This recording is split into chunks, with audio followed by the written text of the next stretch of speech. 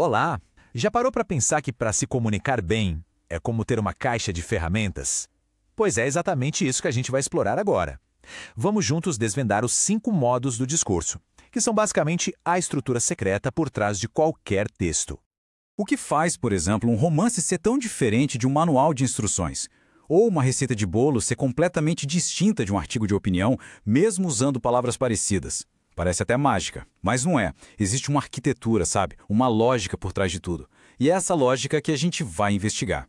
Bom, o nosso caminho aqui vai ser o seguinte. Primeiro, vamos entender o que é essa tal arquitetura secreta. Depois, vamos abrir a caixa e olhar cada ferramenta. As que criam mundos, as que informam e convencem, e também aquela que nos leva para a ação. No final, tudo vai se encaixar. Então, vamos lá. Todo texto, sem exceção, tem uma intenção, um objetivo. E para alcançar esse objetivo, ele se organiza de uma forma bem específica. É isso que chamamos de modos de organização discursiva. Pensa assim, os modos discursivos são como plantas baixas diferentes para construir alguma coisa. O projeto para uma casa é um, para um escritório é outro, para uma loja é outro, certo? Com os textos, a lógica é a mesma. Cada modo é a ferramenta ideal para um tipo de construção. Vamos começar com as ferramentas mais artísticas do nosso kit.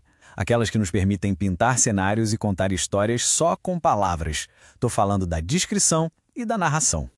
A descrição é como se fosse a nossa câmera fotográfica verbal. O objetivo dela é um só: fazer com que a gente veja o que está sendo mostrado, como se a gente estivesse lá.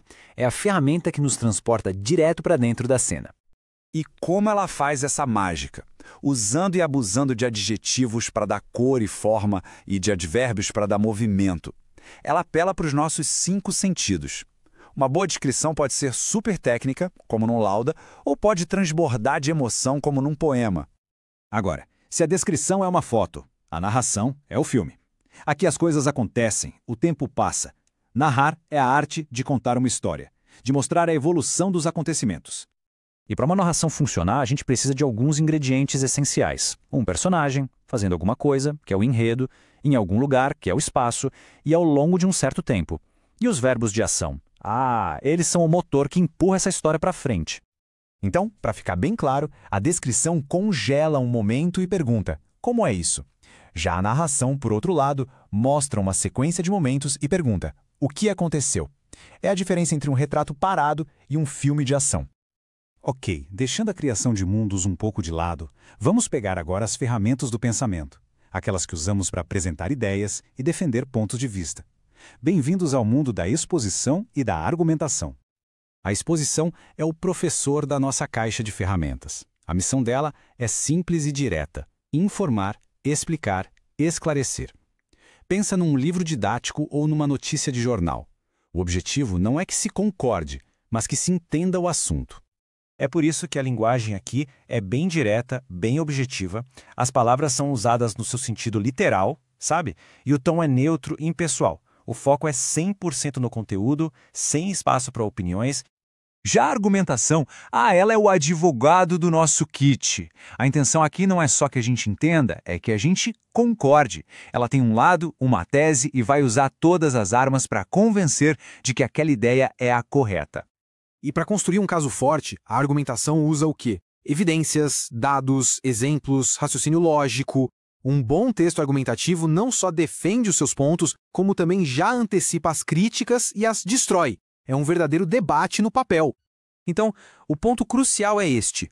A exposição responde o que é isso, entregando os fatos de bandeja de forma neutra. Já a argumentação responde por que acreditar nisso, usando os fatos para defender uma opinião.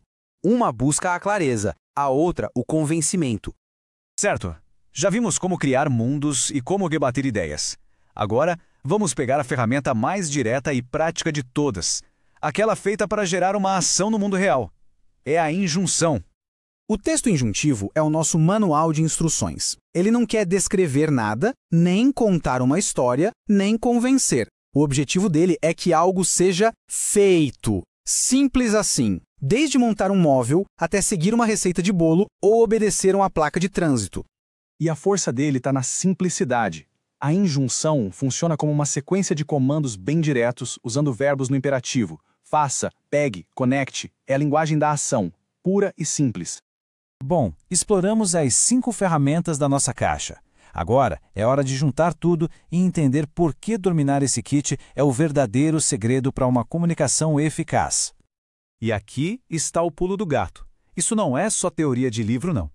Saber identificar esses modos nos torna leitores mais críticos, que conseguem enxergar a intenção por trás das palavras. E, claro, nos torna comunicadores mais poderosos, capazes de escolher a ferramenta certa para cada trabalho. Esse quadro aqui resume tudo de forma perfeita. Descrição para pintar uma imagem, narração para contar uma história, exposição para ensinar, argumentação para convencer e a injunção para guiar. 5 objetivos, 5 ferramentas. Simples assim e muito poderoso. A pergunta que fica agora não é mais o que são essas ferramentas, mas sim qual delas usar. A caixa de ferramentas da comunicação está aí, aberta.